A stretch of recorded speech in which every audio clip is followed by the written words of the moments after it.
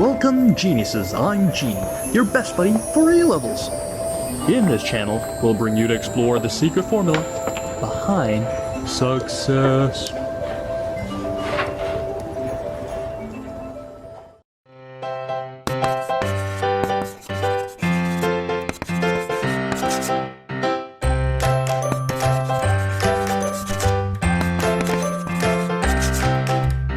For question 36, right, you need to know the effect, right, on the terminal PD, which is the PD across the whole cell, inclusive of the internal resistance, when you change the current in the circuit. So let's look at the effect on the current first. When you close the switch, right, you will notice that you're creating parallel paths.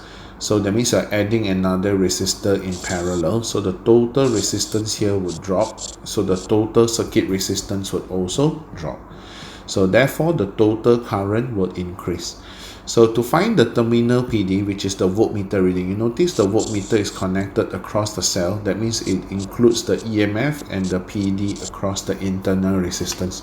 So the terminal PD will be equals to the EMF minus the PD across the internal resistance, because when the current flows from the positive to back to the negative, as it passes through the internal resistance, the potential drops, but as it passes through the cell, the potential increases. So therefore the net PD will be EMF minus IR.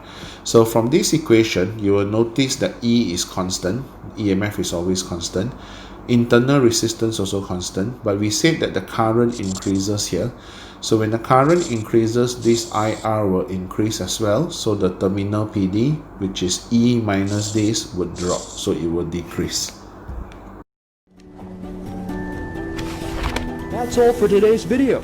If you're interested in more genuine sharing by other geniuses, please subscribe to our channel and don't forget to turn on the notification bell, ding dong. Also, if you're struggling with one or two past year questions and the mark scheme just doesn't seem to help, Genie has got you covered. Feel free to let us know what question it is by filling in the Google form linked in the description below. GenieUs Hub will get genius teachers to fulfill your request for the solution. Genie will see you next time. Bye-bye.